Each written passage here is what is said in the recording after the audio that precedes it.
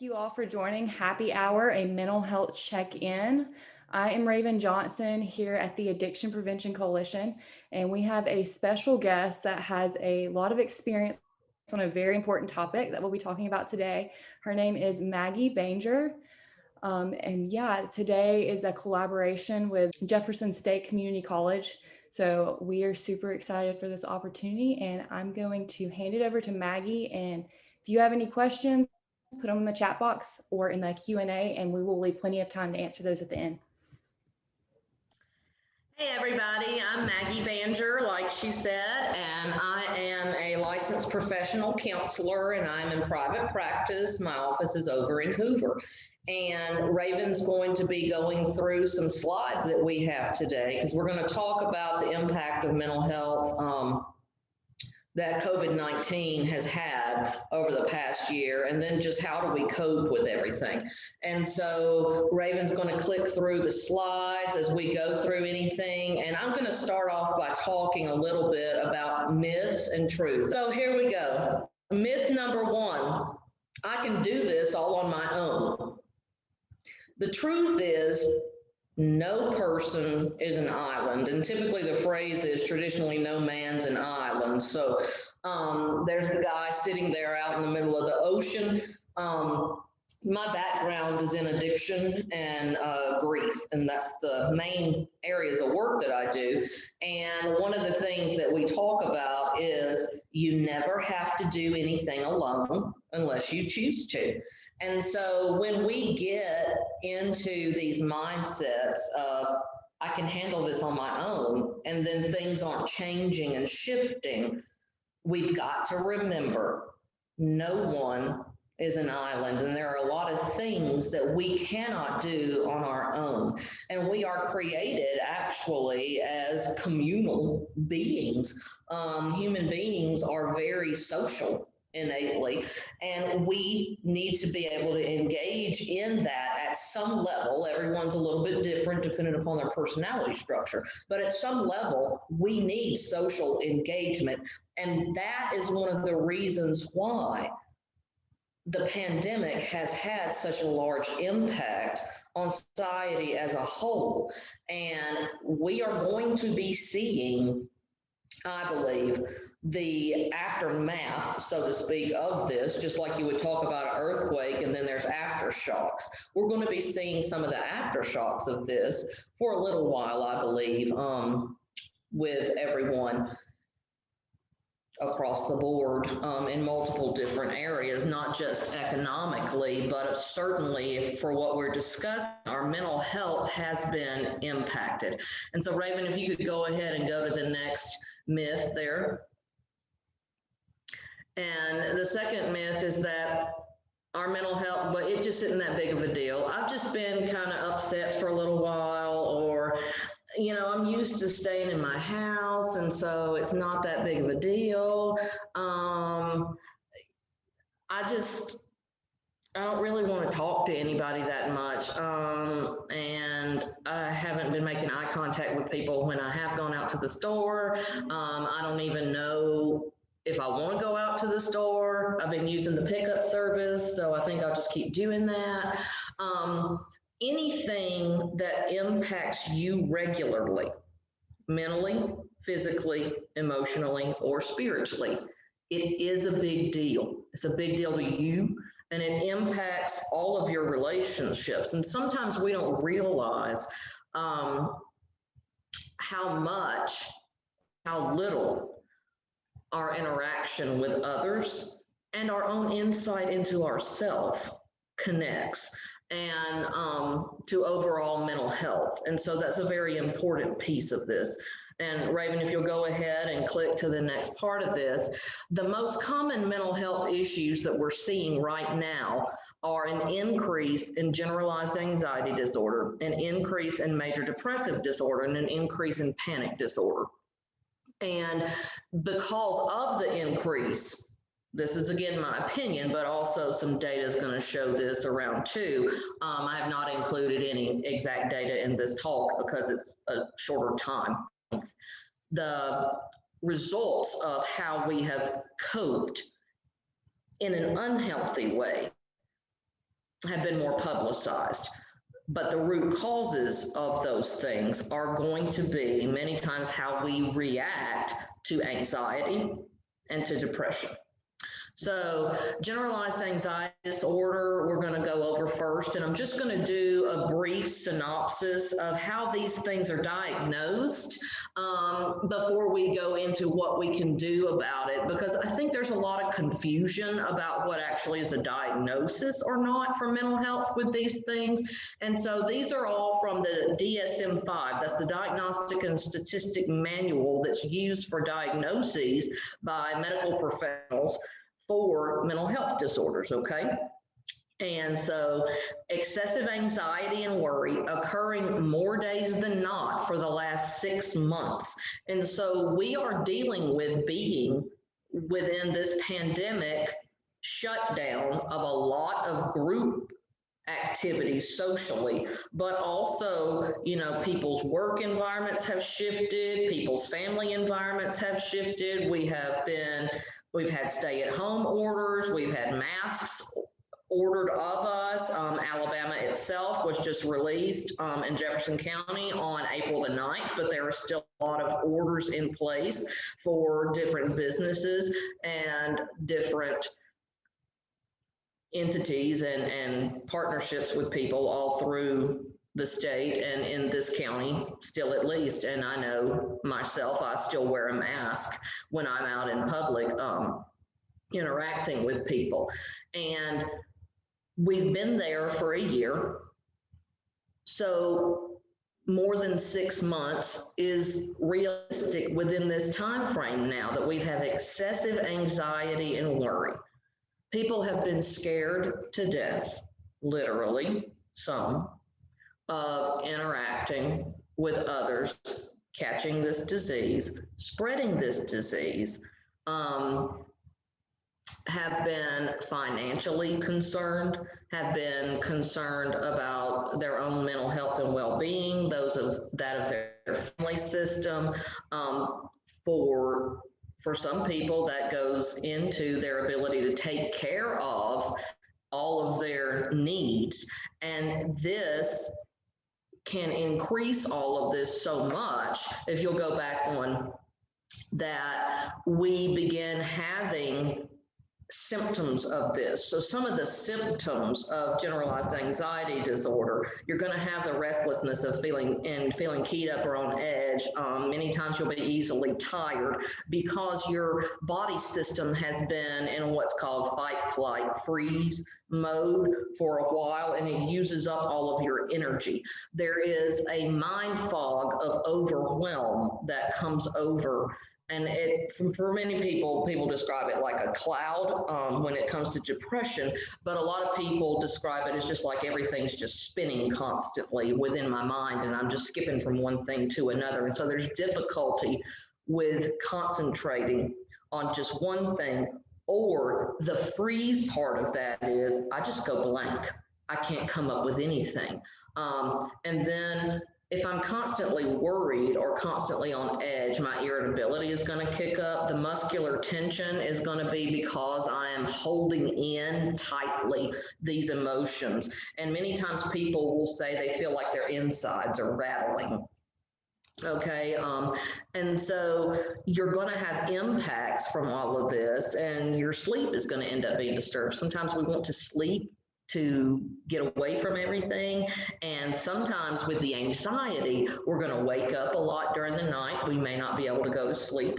Or if we do go to sleep, we may wake up and not be able to return to sleep because we wake up with these thoughts on our mind, and it will go in a loop. And many times you will hear the term catastrophize when we go along about things that we get anxious about. And so catastrophizing is, if this happens, then this will happen, and then I won't be able to feed my family. Or if this happens, I'm going to die. This happens, they'll die.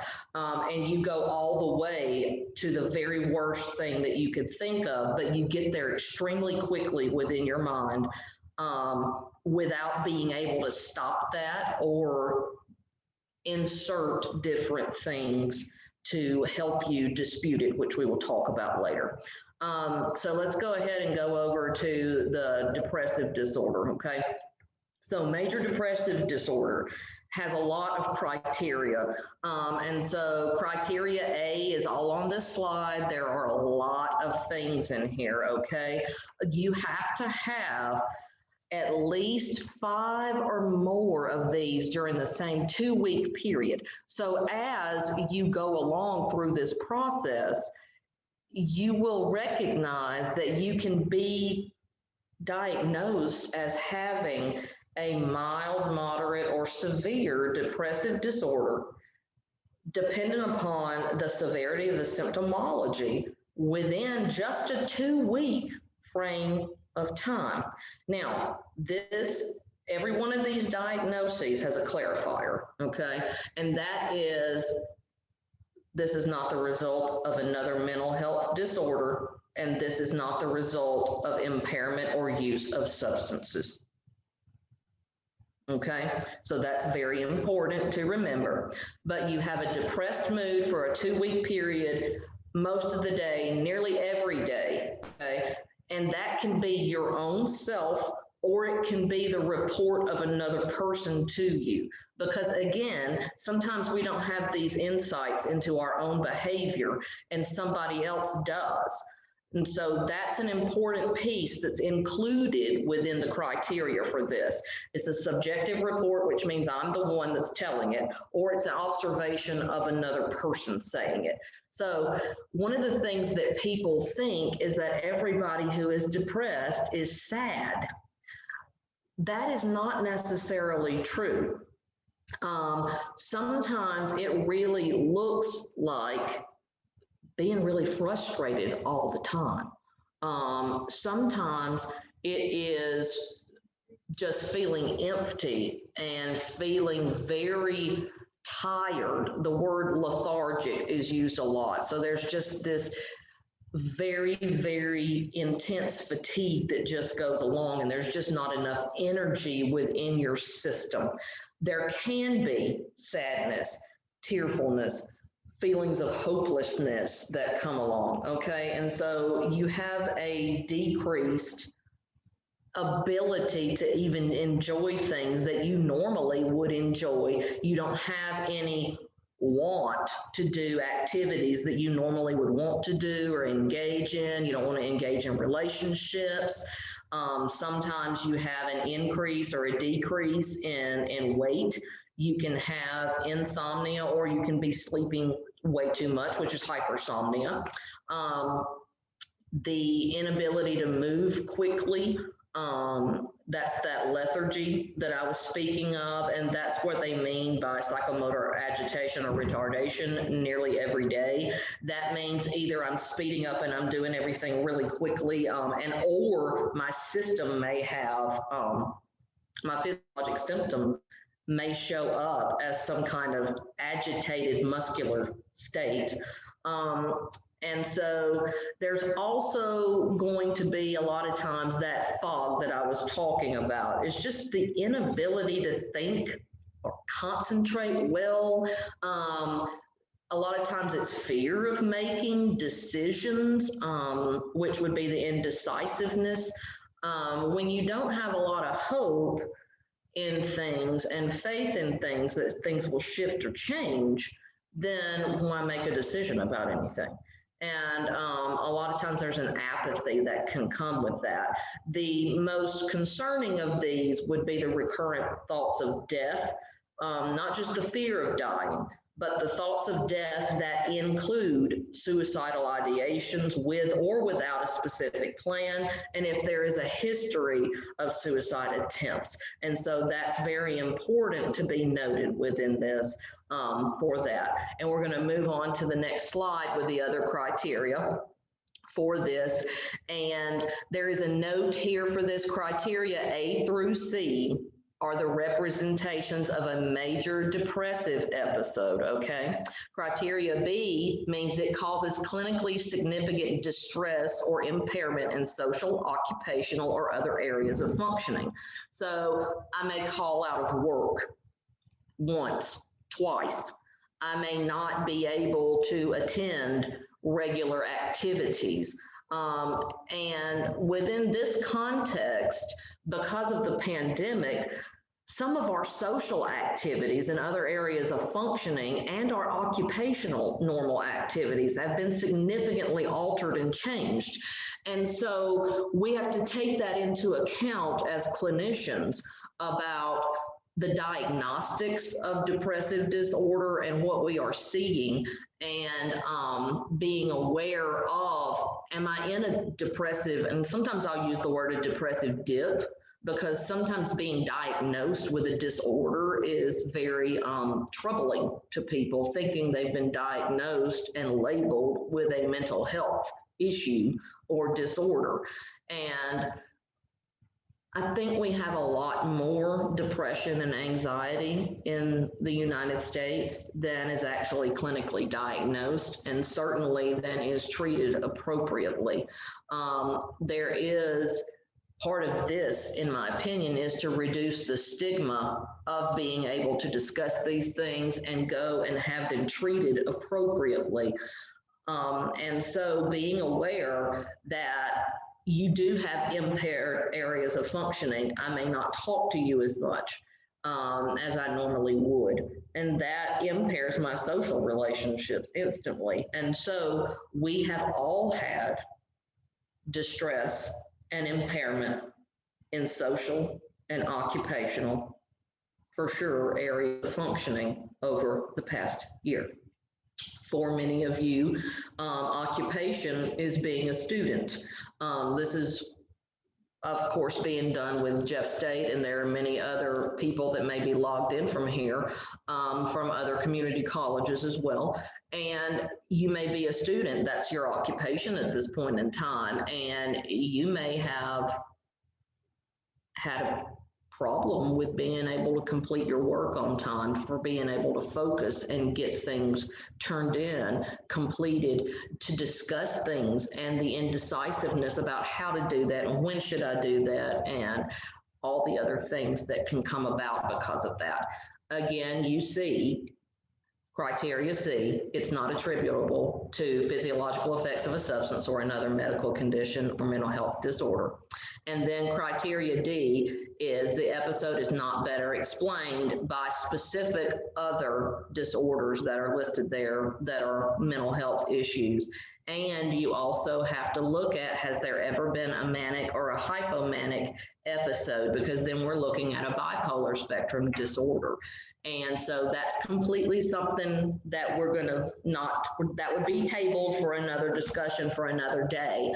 But that would be when people act out in specific ways that show that there is a fluctuation, a very big fluctuation between depressive episodes and manic episodes, and that would shift at different rates. And so let's go ahead and move to the next one, because I don't want to spend all of our time going over criteria. But with panic disorder, you have to have at least 4 of the following. And this is because you have recurrent, unexpected panic attacks, okay, that include 4 of the following symptoms. So we're going to have the pounding heart or the accelerated heart rate, those palpitations, sweating, trembling, or shaking. And many people, you will see their body is literally vibrating in some way, and that can be from a panic attack.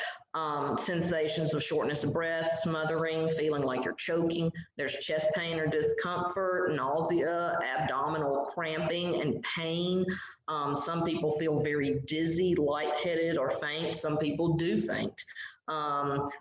People can go from hot to cold. There can be chills, and you can feel like your skin literally sometimes is on fire and crawling simultaneously. There can be numbness or tingling, which is called paresthesias.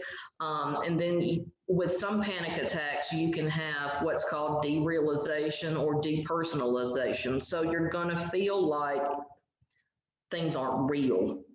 Or that you're outside of yourself, watching yourself, like you're observing your own self. And then there's fearing that you're going to lose control or that you are going crazy. And that literally is listed that way, which is why I put it in quotation marks in the DSM-5.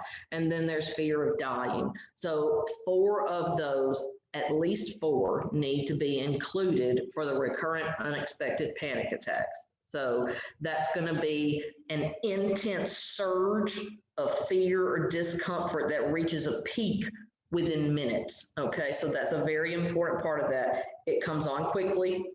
It can also dissipate fairly quickly. And Raven, if you'll go ahead and go to that next slide. So you have to have, though, to be diagnosed with panic disorder,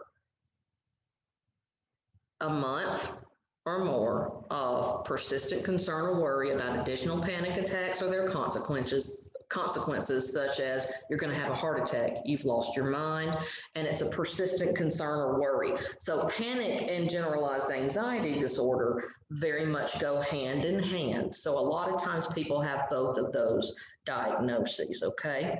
And then there is a maladaptive change in behavior for many people related to their panic attacks.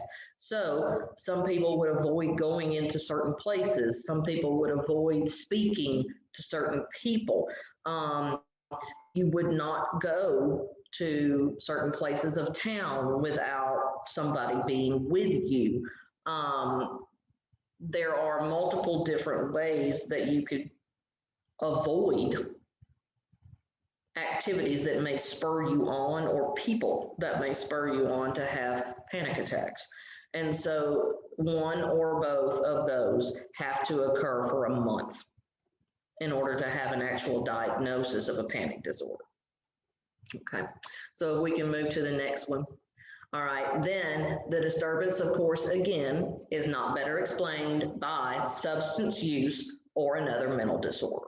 And with this one, you're going to have specific phobias. The generalized anxiety disorder is not on there, but it's social anxiety disorder and PTSD and separation anxiety. And then you, of course, have your specific phobias, such as if I go into panic attacks when I see spiders, that's a specific phobia. So that would be assigned to that, okay? Next slide, please, Raven. Thank you. Third myth, I can't do anything about it. Sometimes we just sit back and say, all right, well, I'm just a really anxious person and I just have to accept that I'm always going to be that way. There's nothing I can do about it. And that's not necessarily true. I always think that there is something we can do. And we have the ability to do what we need to do in order to have a healthy and a whole life. We can have a diagnosis, and I call it GAD, so it's generalized anxiety disorder, GAD, and depression, and live fully functional, healthy lives. And so let's talk about more how to do that.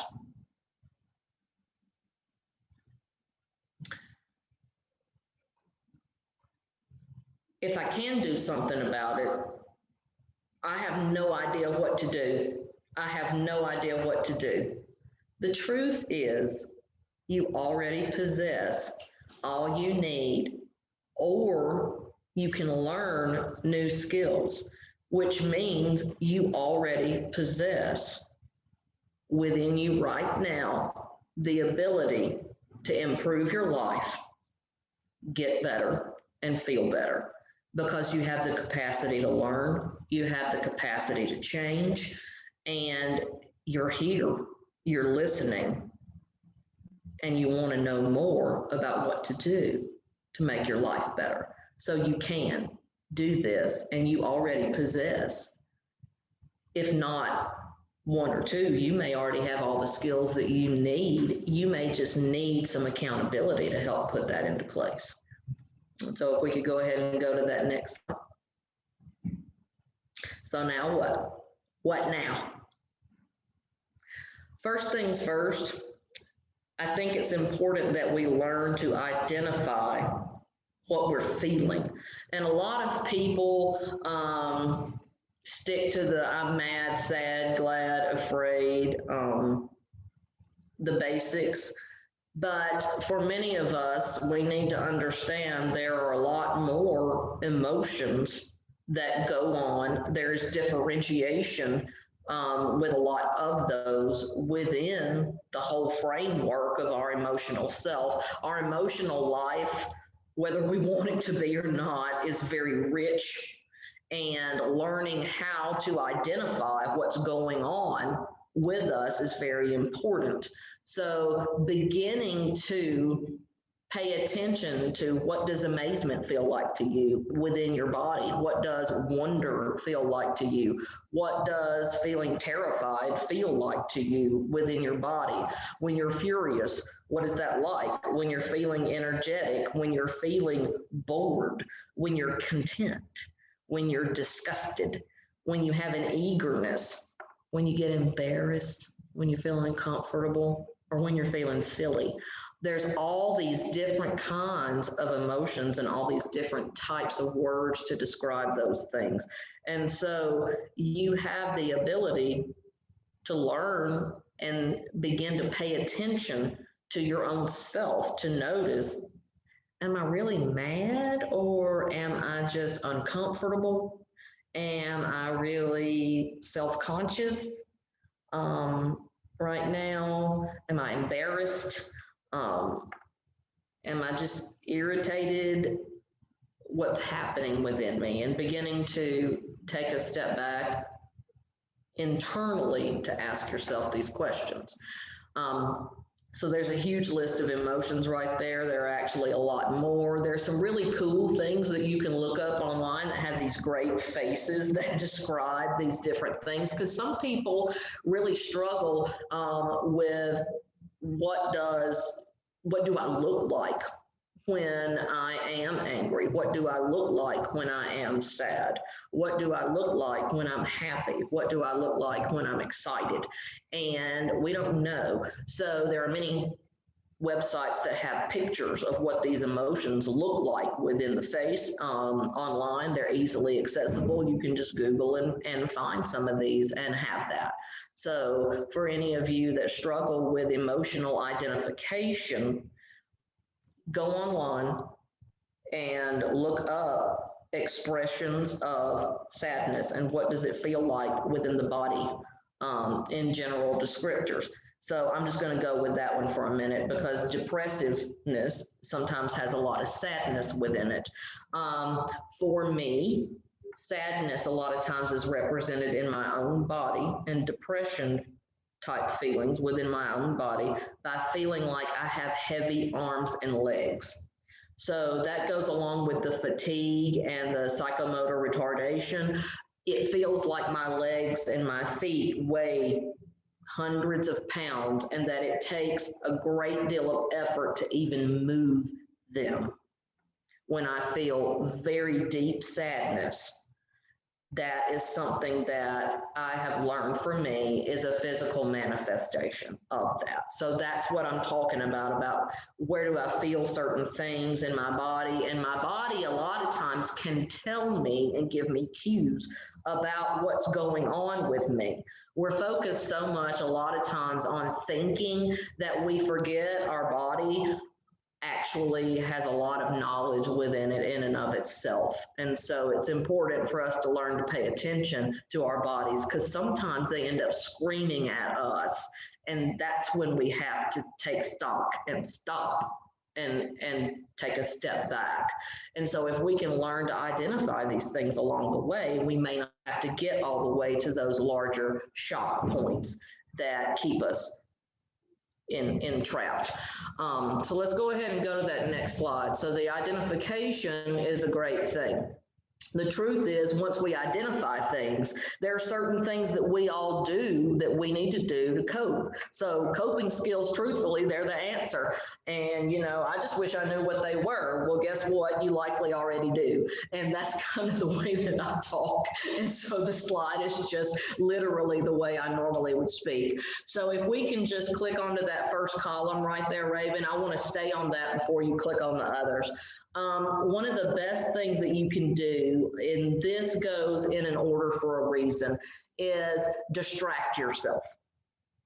When you get caught up in a loop in your head, whether it is a loop of sadness and you just keep, the word I use is perseveration. So I keep obsessing or keep thinking about, I perseverate over and over and over again about this one situation where somebody said this to me, or I missed out on something, or I'm never going to see this person again, or I'm never going to talk to this person again, and I cannot get past that.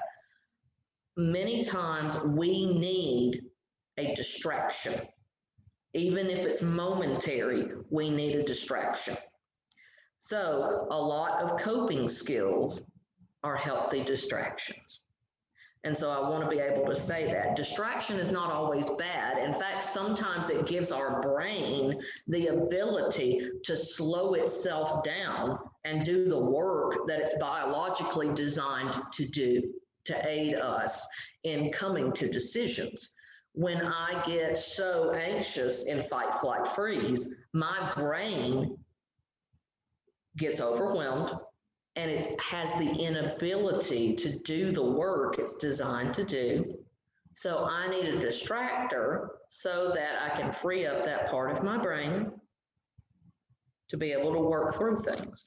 One of the ways that I always explain that is, you know how sometimes you'll be thinking about something and you go to sleep and you wake up in answer. You wake up with a solution, an answer that you might not have considered or thought of. Your brain was doing some work while you were sleeping because you weren't pouring things into it.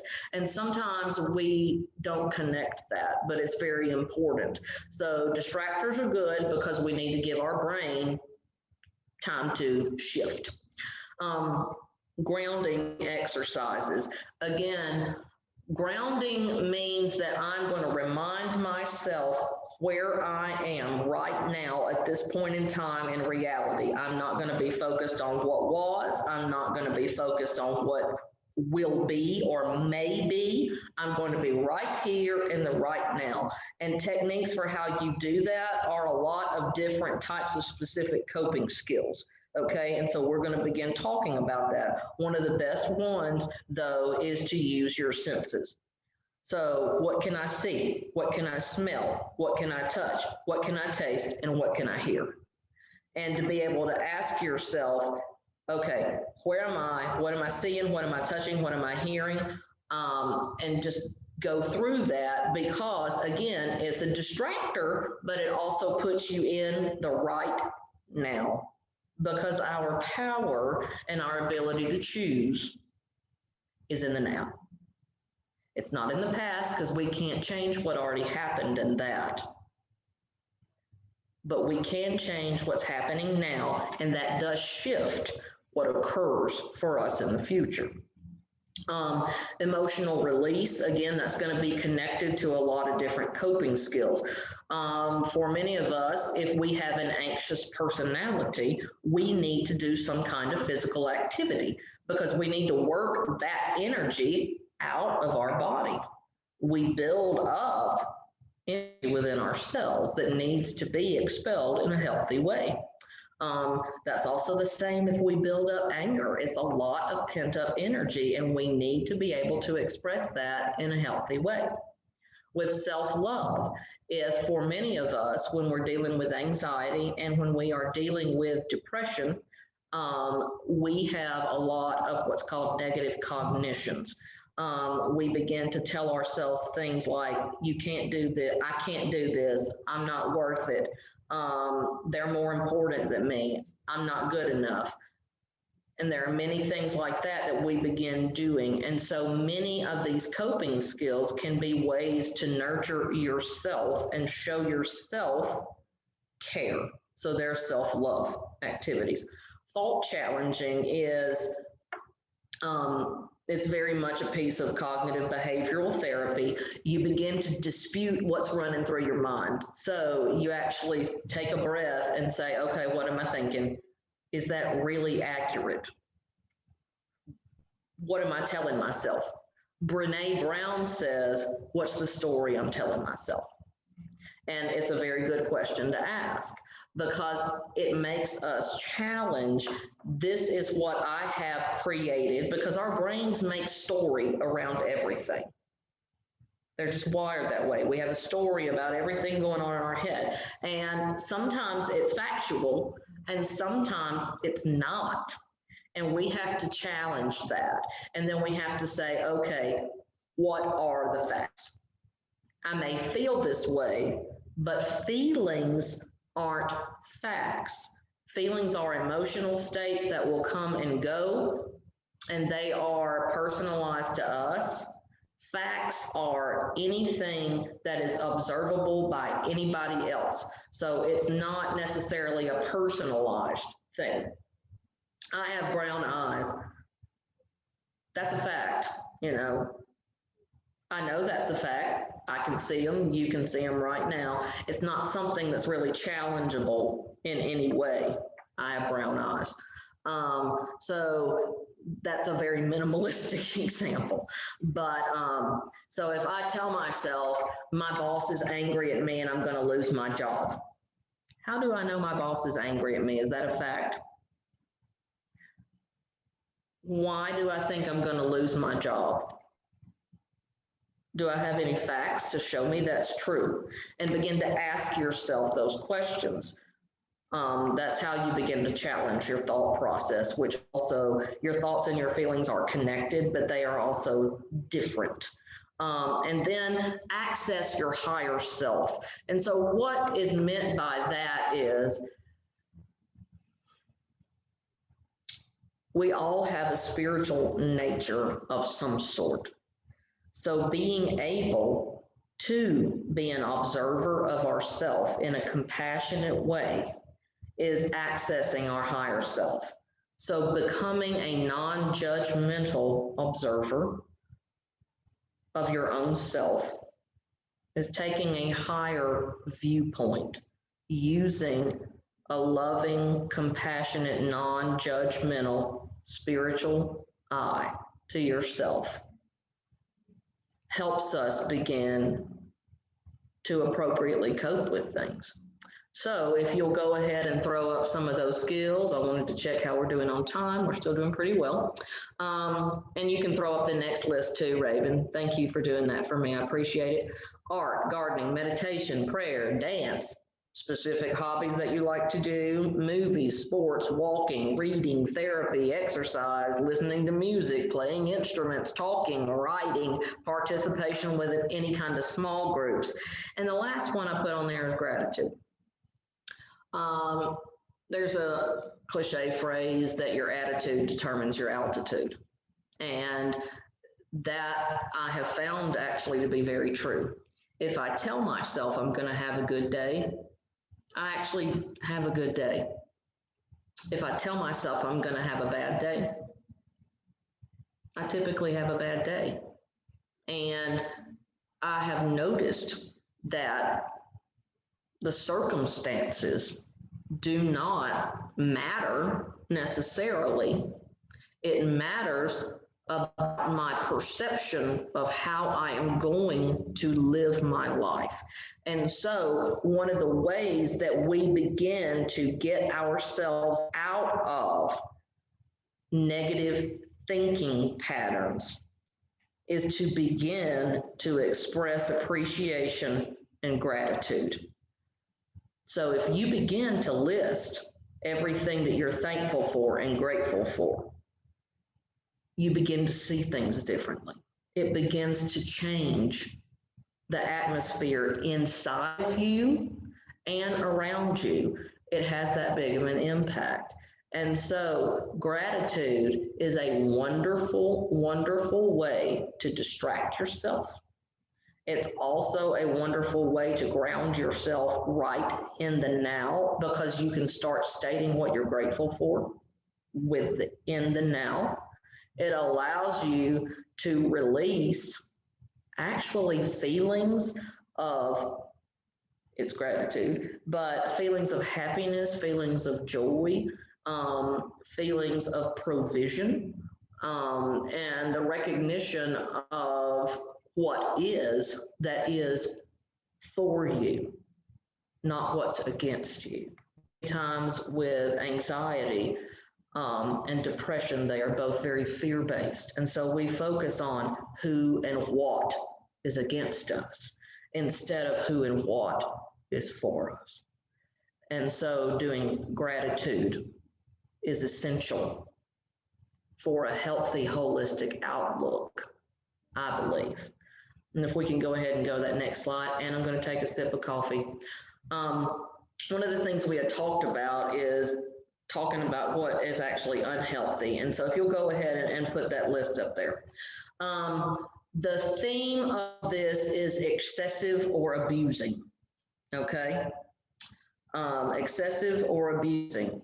Substances in and of themselves are not harmful. Many times people with depression are prescribed medication. Okay, most of the medications that treat depression, if not all, are non-addictive substances. A lot of the medications that are used primarily by physicians to treat anxiety are in a classification called benzodiazepines, and they are highly addictive. So the abuse of substances is very unhealthy.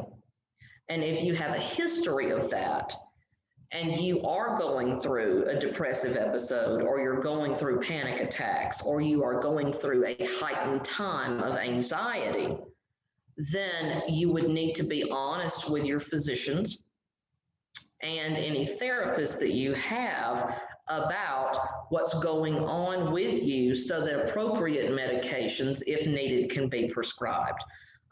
Pornography and extensive use of that can be used as a way to escape reality rather than face reality. Completing harm in any way to yourself, cutting, carving, burning, any kind of harm to other people in a physical manner. That is very unhealthy.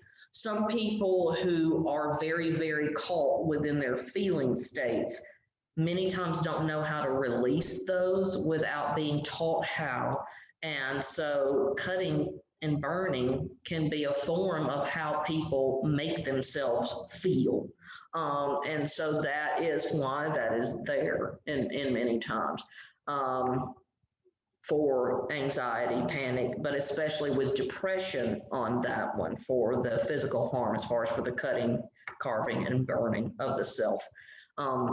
The physical harm to others would be acting out within anger, and the impulsivity can happen within panic, and we act out in a physical manner.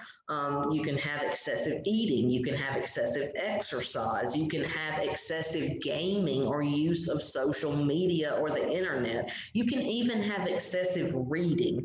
So the point of this is I do not want to be in reality right now. So whatever I can do to escape it, I'm going to do. And then if I do it to excess, it becomes unhealthy. So there is healthy distraction, and truthfully, any of these can be a distraction, and they are not inherently in and of themselves bad things, but they can create harm. And so when I always have my face in a book when I'm at home, I'm not interacting with my son or my daughter. I'm not interacting with my husband. I'm not interacting with my dogs. I'm not paying attention to what's going on, truthfully, within my whole household. I'm only stuck in this book. I don't want to talk to anybody. I don't want to discuss anything with anybody. I just want to be in my books.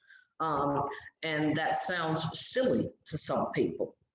But I've worked with a lot of people who that was their life. Fantasy world was their life. And that can go for internet, social media, gaming, all these things. It can set you up for comparison many times.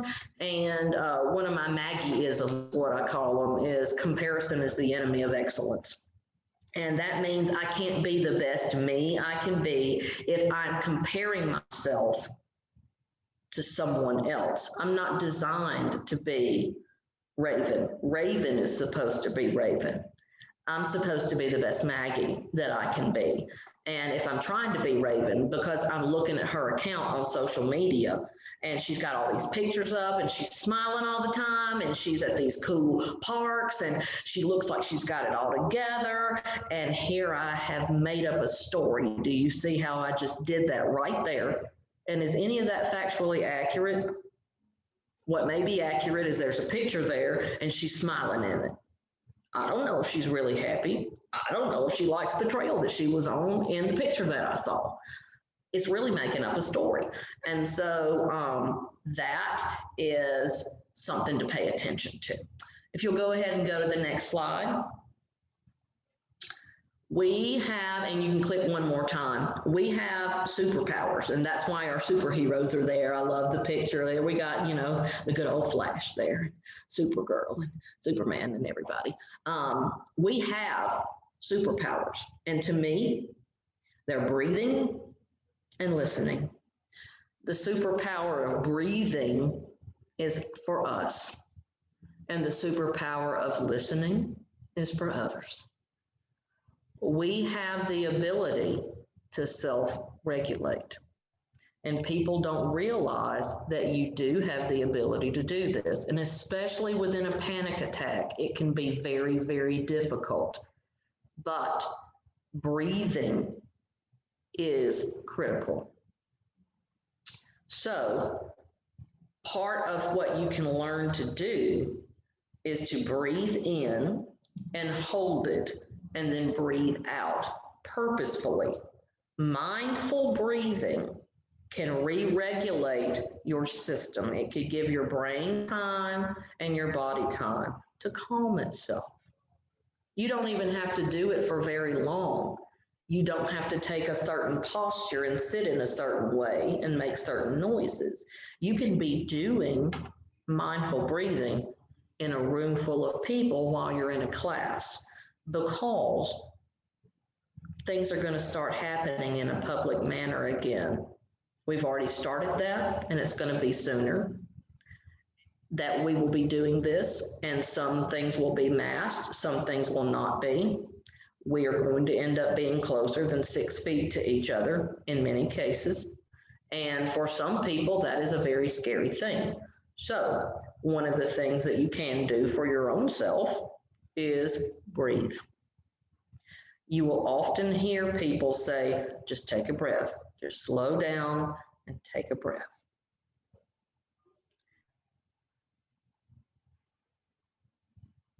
Many times I tell people that you can breathe in for 4, hold it for 4, and blow it out for 4, and do that 4 times, okay? And people call that 4 square breathing. If you can't do that for 4 yet, start with 1 and build up.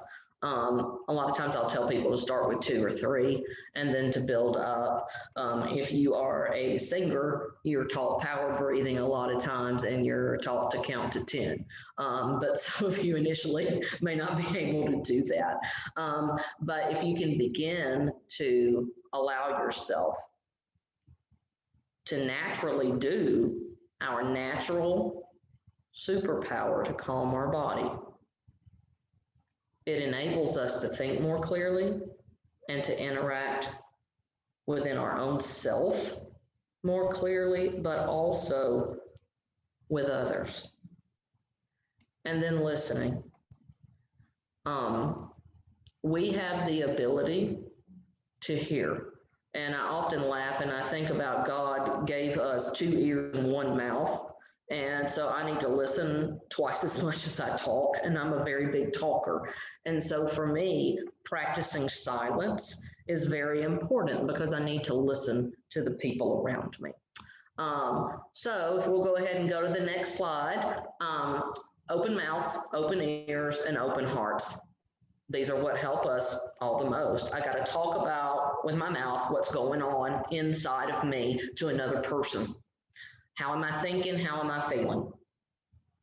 I need to listen to other people. And I need to do that with compassion, and that's the heart piece. And so I appreciate you listening to me. And I love this quote by Mother Teresa. So a lot of times if I do presentations, I put this up at the end. If you judge people, you have no time to love them. And for me, I think everything is either fear-based or love-based when I basically get down to it. And I want to live my life as a love-based person, not a fear-based person. And so if I judge, I don't have any time to love. I'm focused on what's wrong, not on what's right, and not on what's in front of me. And so I want to be able to take some questions, to be able to see what's going on in the chat. So if you want, Raven, you can end the slideshow, and then if you want to pull yourself up, or we can look at the chat here. I want to be able to see it and go through things. Do we have any specific questions? I see we have a hand raised over here, but I don't know if that's been answered or not. And so let's see what we got going on here. There is a question in the question box. Maggie, Okay. suggestions for those who have struggled with their mental health during the pandemic, but are avoiding therapy or treatment due to stigma or to thinking that everyone has struggled with this during the pandemic. So again, that goes to that very first, I think it's the second myth that said anything that impacts me physically, emotionally, socially, spiritually, that's important, and it impacts every one of my relationships. And so beginning to do some of these specific coping skills at home right now and practicing that, practice talking to someone that you know loves you no matter what, and saying, I've been really struggling with this, and to utilize the resources that are around you. If you don't have somebody safe to talk to, there are helplines that exist for that, so that you can speak anonymously to someone to be able to say things. I do think that therapy is absolutely wonderful. It is a place where you can go in and dump stuff and leave it. And so nobody has to know that you're going to therapy unless you want them to. That's the other thing, is we're bound by law to not tell that we work with you unless you give us permission to. And so, for instance, if you came to see me for therapy, even if I saw you on the street, I'm not going to talk to you unless you speak to me first, because law prohibits that from happening. Is HIPAA law. So they're actually seeking out aid for some of these things is a lot more accessible than people even think. If finances are an issue, there are a lot of therapists that work on a sliding scale fee. There are places that do scholarship work. There are places that are set up purposefully to work with people who have financial difficulties. You have access to student services within the collegiate system that can point you to different places as well to receive help. So begin with the coping skills at home. First things first, take those breaths. Recognize what's going on with you, and then start talking to somebody who's non-judgmental, that's a good listener. We have several other really good questions. So one of them is, how do you know when an activity is too excessive as opposed to just a commitment? Is it keeping you from other things that are important? Is it harming relationships that were or are still important to you? Are you missing things because of this activity or whatever you may be engaged in, substance? Have other people said things to you about it? Beginning to just pay attention. Are you spending seriously an excessive amount of your waking hours of the day on this certain activity or engagement? So that's some ways to look at, is this excessive? Another question is, how do you deal with feelings of inadequacy during school and refraining from becoming weary in the pursuit of higher education and dealing with eating disorders on your own? So that's a couple of questions. I see that to the side. The inadequacy feelings, they're going to come up. And so that's feelings, those are connected a lot of times, in my opinion, to those negative cognitions that I mentioned. I'm not enough. I'm not worthy of this. I am less than this other person. So I'm comparing my insides to somebody else's outsides. Okay. And that's never a good thing because I'm the one that's making up the story. And so beginning to challenge those negative cognitions through using positive affirmations. So you would begin to reframe those statements of I am enough, I am worthy, and begin to speak these things. I am able to complete this. I am already completing this. I am following the plan I've laid out for my life, and I'm doing it well. And being able to surround yourself with people who are encouraging instead of discouraging. As adults, it's one of the best things ever. We get to choose who we spend our time around. We really do. And that makes a big difference. So surround yourself with people who speak truth in love, but that also encourage you verbally so that you hear it and they act it out so you see it. Dealing with eating disorders on your own. My experience has been with any substance use disorder or with any eating disorder, we need external accountability for a long time. So I don't recommend dealing with it on your own. I have to be quite honest. I don't recommend dealing with it on your own. I do understand, and it's going to depend on the type of eating disorder as well, okay? So it depends on if we're dealing with anorexia, if we're dealing with bulimia, if we're dealing with a mixture of both, if we're dealing with binge eating disorder. There are different ways to look at doing that. You may want to start with a primary care doctor if you're scared of going to a therapist, and ask to be referred to a nutritionist or a dietitian so that you can go over appropriate eating patterns and healthy eating. But I would seek medical advice, and we call it clinical advice when you're dealing with a mental health professional. There are specifically trained clinicians who specialize in eating disorders and in working with people who have eating issues.